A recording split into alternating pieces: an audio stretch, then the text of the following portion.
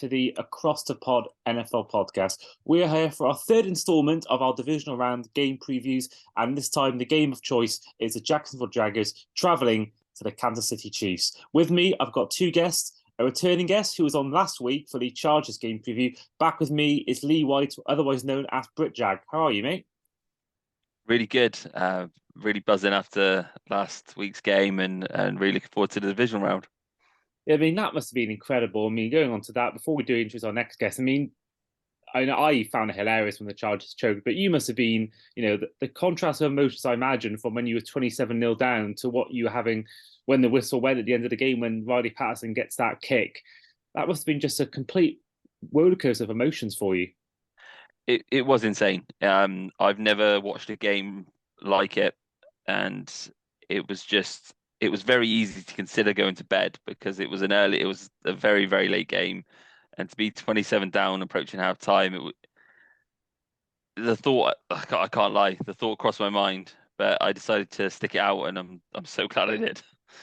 Yeah, I think you'd have regretted it if you had gone to bed. I remember a classic example as a Liverpool fan.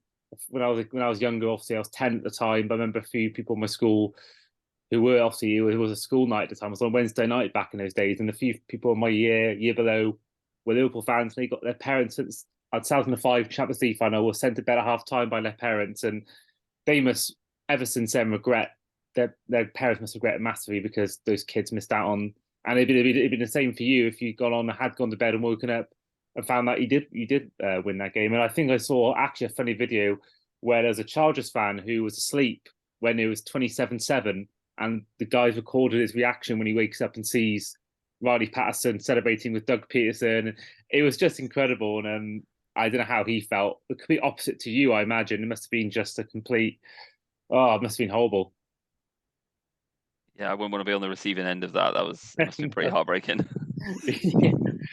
And on the other end of the corner, in the red corner, we have a first-time guest on the podcast, a Chiefs fan. We have with us today Brad Symcox. How are you?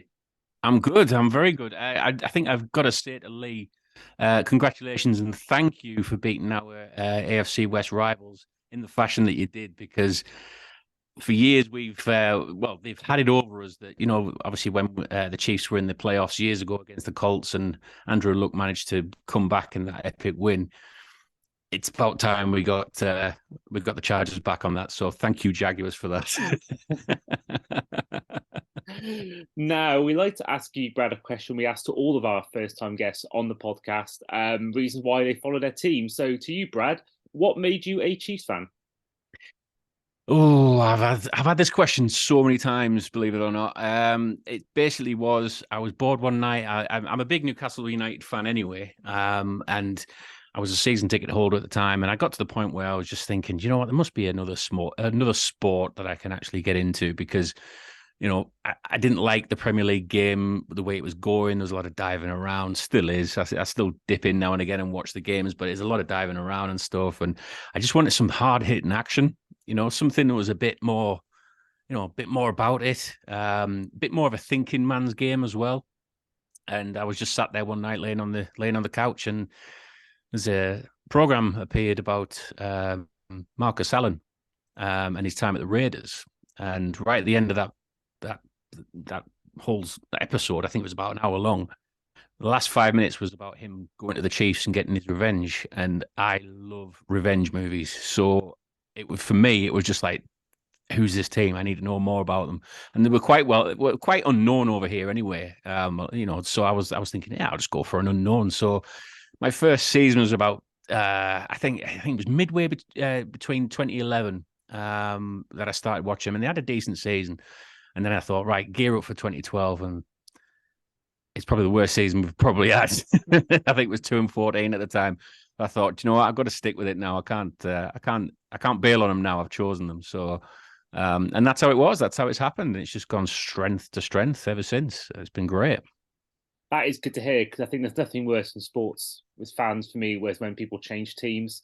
Oh, yeah. I think, I can understand if you're a Browns fan, you changed that. I understand. Or I remember there was a Liverpool fan, a friend of mine who changed teams because the Glazers bought Man U, and of course they didn't want to do. I think apart from that, there's not really many reasons I would really warrant changing teams. I think that it's good to see that you stuck it out, because a lot of people would have changed to the Patriots back then, to the Colts back then, to the Broncos or something. I think that it's good to see people stick it out, because I think that's why we love the sport, because it's a one sport where, you know, a team can be good one year and bad the next. And the Rams won it last year, 5 wins this year. You mentioned the Chiefs bad for so many years. You know, the Jags, of course, 2 successive #1 overall picks. Now in the playoffs, the Texans have the 2nd overall pick, but only 4 years ago they had JJ Watt, Hopkins, and Watson, and they were 20-odd points clear of you guys in the divisional round. So I think that's personally my favorite part of the sport, is that, you know, it's not like the Premier League where it is. As much as I love the Premier League, it is the same teams winning it every year. So I think it's really good to see that. I think that's why a lot of Brits have started to love the sport, because it offers, especially if you're a West Ham fan, if you're a fan of a team that's never going to win anything big, if you can go to a sport where it is the case where, you know, teams are good one year and bad next, I think that's really appealing, and I think that is always good to see. Sticking with you, Brad, in terms of your time as a fan, who's been your favourite player, past or present? Jamal Charles, I've got to say, really. Getting up early in the morning, watching him play, just a phenomenal running back. And I still kind of plug for him to be in the Hall of Fame.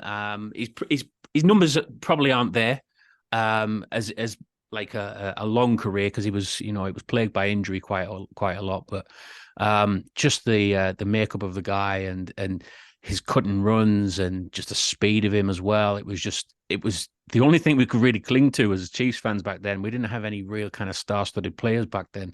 But to have somebody like Jamal Charles and watching the dreadlocked hair flashing through defenses, it was just brilliant. It was brilliant to watch, and it's stuck with me ever since. I've bought signed stuff of him and things like that. I've collected the cards and stuff, the usual fan stuff.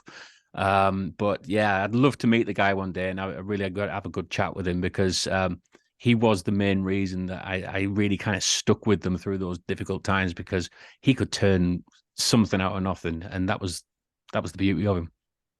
Well, joining us now is Jamal. No, I'm joking.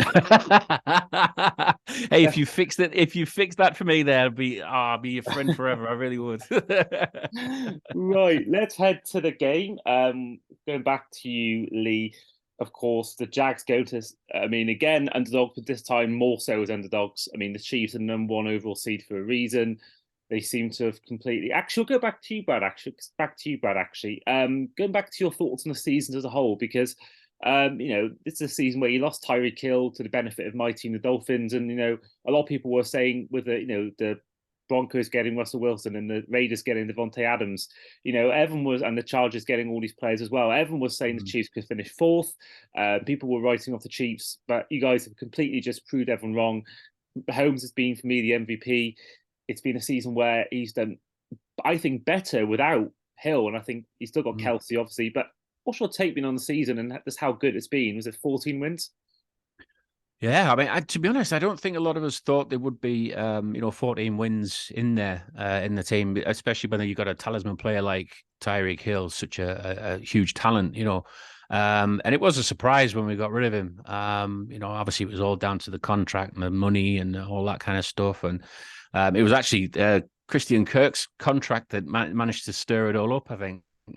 So he got a nice payday, and I think Tyreek was like, I could do with a bit of that. So it just made sense to, yes, the Chiefs let him go and go and get his bag, which, I can't begrudge Tyreek Hill for that, because he's been an absolute fantastic servant for us at the Chiefs, and over the years he's been on really quite a low paycheck, and for him to finally get a big bag, get the sunny climate in Miami, I don't think any Chiefs fan begrudges him it.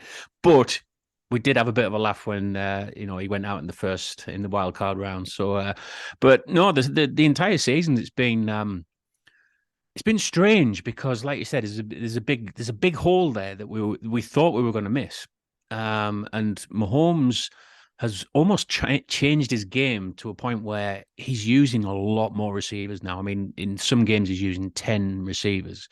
And it's quite a bit of an average where he's using like 8, 9, 10 receivers each game. And it's difficult for a lot of defenses to work that out. And Mahomes has had to almost force himself to not be tempted by that deep ball all the time with Tyreek Hill. And so taking that away from him, it's almost like, right, you're not having that toy anymore because you're not doing what you should be doing. It's taking away his favorite toy, but then you've still got, like you said, you still got Travis Kelce, who's like in our eyes, he's the greatest tight end of all time. I mean, some people would argue it's Gronk, but for us, he's smashing records. I mean, he's what 7 1,000-yard seasons he's had in a row. He's just a phenomenal player. He gets open all the time, and obviously he's the main player that Mahomes goes for. But yeah, it's just been really interesting to see Mahomes using every single outlet that he's got, but also using these wheels that he's got as well. It's been a very different style of Mahomes, I would say. Like I said, you haven't seen a lot of the long bombs that you normally get. But he's still got those little flick plays that he does and stuff. So he's, there's the roots are there. The roots are there to for him to really kind of open it up. But yeah, it really has been a surreal season in a way, because obviously with Russell Wilson coming to the Broncos, Justin Herbert, everybody knows that he's a really good quarterback, but for some reason he just really can't get over that hump at the moment, especially in the playoffs. And Derek Carr as well. The Raiders, when they got Devontae Adams, there was a lot of kind of jittery moments, I think, in Chiefs Kingdom, that we thought that there might be a challenger this year, but it didn't turn out that way. And I'm really surprised that it hasn't worked with Russell Wilson in the Broncos, because I think everyone was expecting them to be on our coattails quite a lot.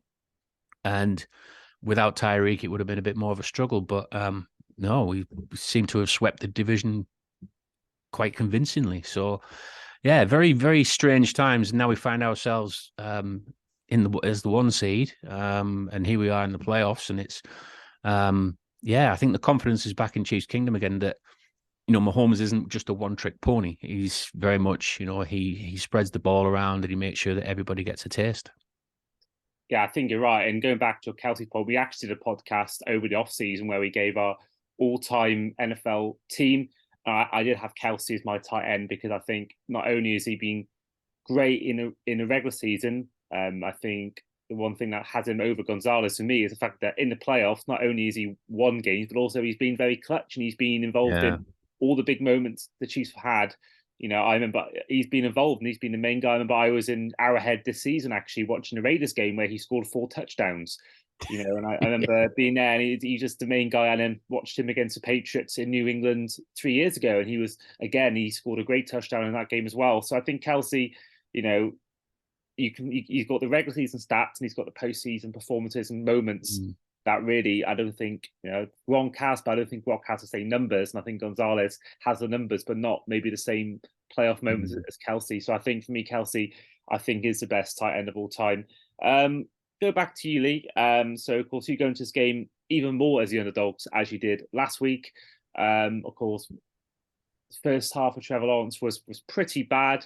But fair play to the guy. He's come back and overcome that bad first half performance, and he obviously had a pretty flawless and a lack of error, a game with really lack of errors in the second half. And it's just, does that sort of give you confidence that the Chiefs could be 25 points down, they could be 20 points down? We saw what happened with the Chiefs against the Bengals last season. Do you think maybe that game and the fact you'll come back last weekend, does that give you confidence that if you do go down early in this game, that you guys can get back into the game and can take a lead?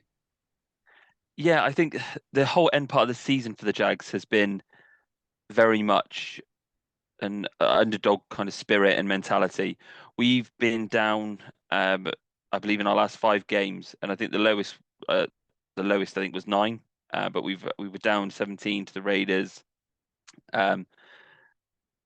And overturned it, and obviously with the Chargers last week. And I think with Trevor, the way that first half went, it couldn't have possibly gone any worse. That is kind of the worst case scenario. I was watching it and I just couldn't believe. By the time the 5th turnover happened and it bounced off of Chris Claybook's helmet from the kick, the punt, it just couldn't go any more wrong. And for a team to bounce back from that in that situation, and such a young team as well. I think it just speaks to Doug Peterson's coaching and how he managed to steady the ship, didn't lose his composure, just kept the same message, was going to keep ticking away and taking chunks, and it paid off. So I don't think at this point now there is a concern, or there will ever be a point that this team gives up, because I don't think this team knows when it's beat. Yeah, I think you're right, and I think that it's a huge thing, not just for this rest of the playoffs, but I think going into the next season, the next 2, 3, 4 years, I think that to have Lawrence there and the team you have, I think they're going to always go into games now thinking, look what happened last year. And I think that's going to give them a huge bit of confidence going forward. And I think that's why, you saw the Chiefs, they come back against Texans all those years ago. And then ever since then, they've really been really good. Apart from the game against Bengals, they've been really good at comebacks. I think it's a win that's really going to set you guys moving forward. I mean, looking at the stats, I mean, the passing defense is the one weakness for the Chiefs. They're 8th was their run defense, but their pass defense is 19th. So I think there's definitely that for me. Would you say that's maybe the area where you can get to them? Maybe that secondary, the fact that we all know how good the offense is. We all know how good Mahomes, Kelsey, and everyone else is. But do you think maybe the pass defense is the one area that the likes of Christian Kirk, Trevor Lawrence, Zay Jones, and all them can get to the Chiefs and maybe cause an upset? I think that's probably our most likely method of putting the points up. But my big concern on that Chiefs defense is Chris Jones. And if we can protect Trevor long enough for him to get the ball out to those players. In the last meetup, obviously we played the Chiefs earlier this year. He took over that game for the Chiefs defense so heavily and caused so many problems. So I'm hoping for a better showing from our O-line than we in the previous game. And yeah, I think that'll be our most likely plan of attack. I think the interesting thing about the Chris Jones thing as well is, a lot of teams have tried double teaming him quite a lot this year, and it's freed up a lot more. The other kind of pass rush that we've got in Karl Aftis and Frank Clark, and it's really helped the fact that he can take two players, two O-linemen with him and still, cause an issue. And that's something I think the Jags really have to look out for, because what do you do? Do you just stick one guy on him, or do you stick two on and then leave somebody else open? It's but pick your poison. I think with Chris Jones, I think that's the worry with the Jags. I think you're right there. I think Chris Jones is the one to watch for sure. Yeah, for me, I think he's been one of the best players in his position for years. I think he's been a massive part of what's gone right when it comes to defense with the Chiefs. He's been absolutely fantastic. I think Matthew is one of them, but obviously he's not there anymore. And yeah, I think this game's going to be high scoring. I really do. I think both teams have such a plethora of offensive weapons to choose from, and I think that both teams, I don't think, we mentioned the Chiefs being 19th when it comes to their pass defense. The Jags are 28th. So I think both teams really have a weakness. I think both teams, that weakness, I think you can see it there with those stats. And I think we all saw, with the Jags game last week, that even though they won those points in the first half, they gave it quite a lot. But at the same time, they only gave up 3 points in the second half. So, I think it's going to be a really exciting game. And I think that it's really hard to see either team struggling on offense unless, what happened with Trevor Lawrence happens again. But I just think that, there's, go back to you, Brad, I think that it's, it's almost different as a Chiefs fan or Chiefs team going into this game. The fact that, you go into this game with such heavy favourites. Do you think there's an element that potentially that could maybe affect the Chiefs in any way? Do you think in terms of, if you're going into a game against the Bills or the Bengals, you're going to have your head on, you're going to game focus on, you're going to know exactly what. But if you're going in a game where you're such heavy favourites, that can sometimes affect teams. Sometimes teams can get complacent. Is that any worry for you, the fact that you are playing a team that, where you are seen as such a big favourites? Do you think that it's any concern to you going into this game that this could happen? I think it has to be. I think from what we saw from the wildcard games, especially when the Dolphins gave the Bills a bit of a run for the money as well, didn't they? So I think the Chiefs have had to take that on board and go, do you know what? This isn't a cakewalk. The Jags are there on merit. The Jags have made sure that they've got that winning mentality now, and like you were saying before, when the Chiefs had it in 2019, when they went and won the Super Bowl, they came behind. They came from behind on quite large deficits, and the Jags are doing the same thing, and that can get very kind of like, it can be a habit in doing that, and just keeping that belief in that Jags team that no matter what happens, if we go behind, we're still going to battle it out. So I think the Chiefs, they will be looking at this as, we can't look ahead. We can't overlook the Jags on this. Chiefs are very much heavily favorited on this, but like you said, the wild card round is just a clear indicator that you cannot take the NFL games for granted. And Chiefs fans are they feel very, not quiet, but they seem as though they're a bit more wary, I think, of the opponents this week. Normally there's quite a lot of chatter on social media. You get it back and forth quite a lot. But I think there's a bit of a respect there, I think, at the moment for the Jags, because they saw what they did with one of our AFC West rivals. And yeah, I think there's a bit of respect there for sure. Yeah, I think it's going to be a great game, and I think that I'm also intrigued about the coaching battle. The fact that I think Doug Peterson. We actually mentioned on our last week's show when we had the Chargers Jags preview with Lee that I didn't think Doug Peterson was a coach of the candidate, but after watching what happened last week, I think now he definitely is in that conversation. I think his decision to go for 2 was ballsy in that game, but I think ultimately he came out on the good side of that, and that obviously won you the game. But we are going to head to, and obviously Andy Reid, everyone knows what Andy Reid could do. We are going to head to our prediction part of the show. So we're going to give both fans the chance to predict what they think is going to happen in the game. And I'm going to give my take at the end as well. So back to you, Lee. Who's going to win this game? As much as I am concerned about the Chiefs, it's gone very well for me on my podcast the last few weeks and last week as well. So I've got to go for a Jags win. It's going to be tight. There's no way. I think we will struggle to stop the Chiefs putting up points. But my hope is that we can just score a little bit more. So I'm going to go for 31-27 to the Jags. That'll be some game. I think that'll be if that's what happens, that'll be a great game to watch. And it is on, I believe, at 9:35 p.m. on the Saturday in the UK on Sky Sports, and that'll be 3:35 Eastern if you're listening or watching from America. Brad, back to you. Who's winning this game? Oh, it's obviously the Chiefs. I've got to say that, haven't I? That's a given, I think. But like I said, I think we take it a bit more serious, I think, in this game, and I think it'll be a close one, I think, for a bit, but I think eventually the Chiefs' experience will kind of take over, and I think the prediction's going to be something like 38-20, I think it is, to the Chiefs, I think, on this. Okay, well, I'm going to side also with you, Brad. I do think it's going to be a Chiefs win. I'm going to go for a 30-20 win for the Chiefs. I think that it's going to be, I can see it being maybe tight for the first 3 quarters or something, but I can see ultimately the Chiefs running away with it. Before we do go, some news came out today from the world of NFL UK and NFL Germany that the games that have been announced, all the home teams have been announced for this year's games. So the Jags have got their regular yearly annual trip to London, to Wembley Stadium, and they'll be playing obviously in Wembley Stadium, and then the Chiefs will be playing in Germany, just the 2nd or 3rd game in history in Germany. And looking at the teams you could face, first of all, the Jags. The Titans are 1, but they're already playing in London, so they're not going to be the one you play.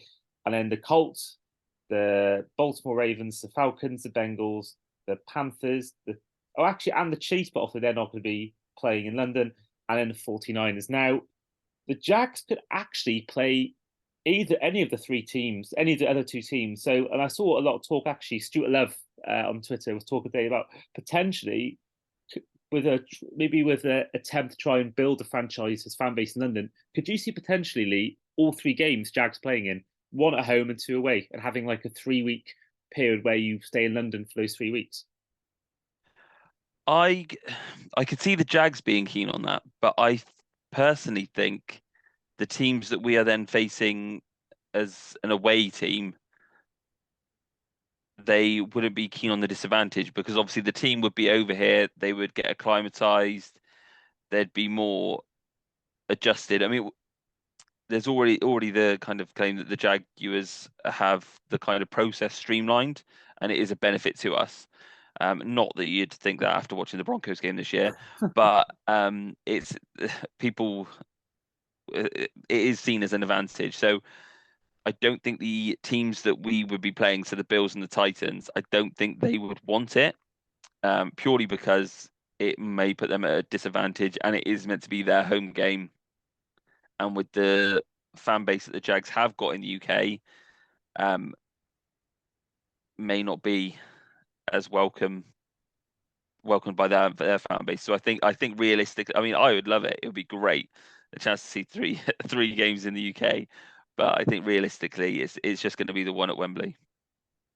Yeah, I get your point completely there. Looking at teams that you can play, I mentioned the obviously the Colts, the Texans, the Ravens, the Falcons, Bengals, Panthers, Chiefs, and Niners. Obviously take away the Niners and the Chiefs. Is there a team you'd like to face? Is there a team you'd like to see them play this year, or are you just of the matter of as long as the Jags are playing, I don't really mind who we play? I don't really mind. I'd like it to be a kind of game that we were maybe slightly favoured for, just because if I'm going to see one game a year, it'd be nice to get a win. But hopefully, with the way the franchise is going, that's not going to be such a big ask as it has been the last couple of years. I think realistically, I've got a feeling it might be the Falcons or the Panthers. I'd love to see the Titans, but that's kind of our big rival game. So I think they'll probably try and keep that at the bank in Jacksonville.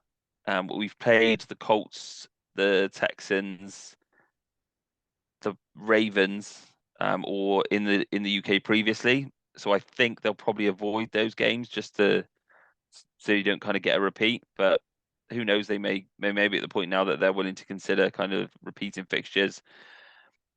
49ers, I think, will be a big one in Jacksonville, and obviously the Chiefs are already traveling to Germany, so I can't see it being that one.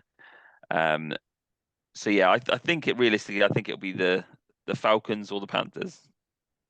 Yeah, we actually had about an hour ago, we recorded our 49ers Dallas Cowboys preview episode, and we had Paul Hope on, part of 49ers Faithful UK, where he was saying, he made a good point that, all the Talk Sport deal with the 49ers and, the obviously being one of the marketplace teams in the UK, the 49ers, obviously them being one of the teams you could face. I think there's a lot of talk that, they could be the team that you play because of how big the following is and that deal they've got now in the UK. So I think my guess would be either 49ers. I think maybe the Ravens because of maybe the Lamar, if he stays, the Lamar Jackson factor, or David Ajabo, of course, being a Brit.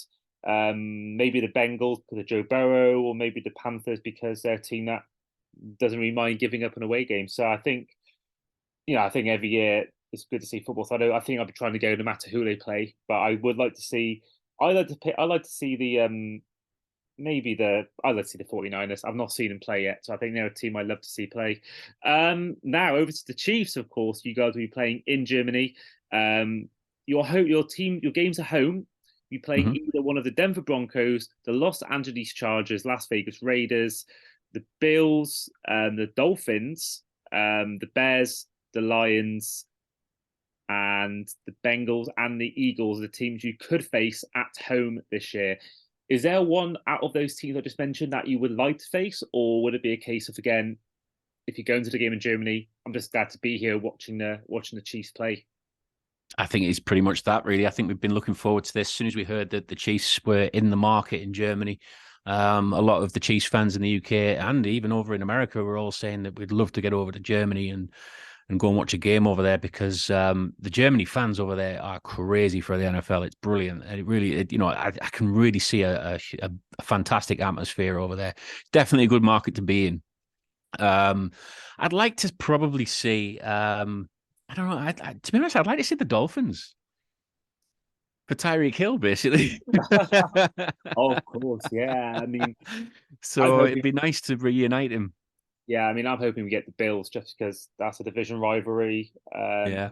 Then again, I made friends from Buffalo. I like to go out there and watch a game there, maybe watch it with them. But I'd rather the Dolphins play in the UK because it'd be easier to get to than Germany. Yeah. Only like a 2-3 hour journey. But yeah, no, I think. Yeah.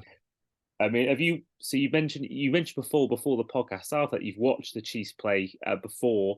How many times have you watched the Chiefs play now in your time as a fan? Would you say? Oh, it's in the flesh. I've only watched them. Watched them back in obviously 2015 when they played against the Lions. That was a great day, and I kind of got a flavour for it because I thought, is this what an NFL game's like? You know, with all the tailgating that was outside and stuff. It's nothing like going over to America and experiencing a game.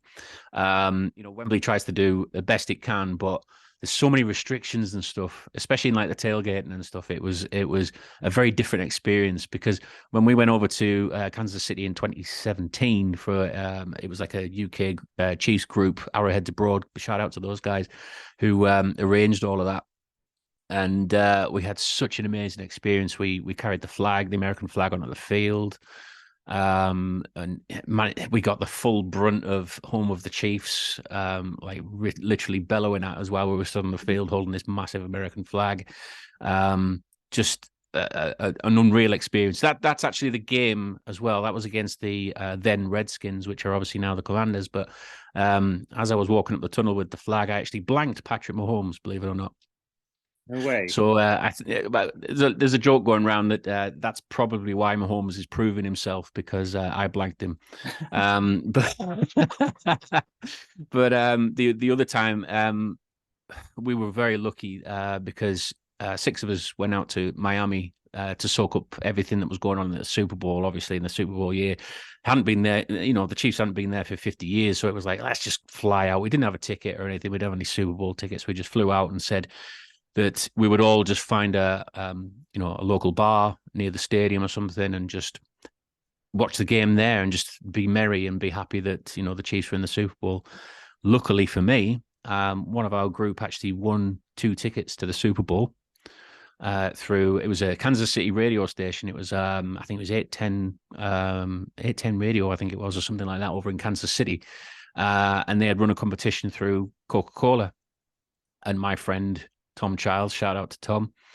He won 2 tickets, and because he named me that he would take me, I got the other ticket as well. So I was so lucky to experience a Super Bowl because, like he said as well, he says, I don't know anybody we know that has actually been to a Super Bowl. You know, even in like the UK groups that we're in, we don't know many people that have experienced that, and to experience it ourselves was absolutely mind-boggling, absolutely mind-blowing.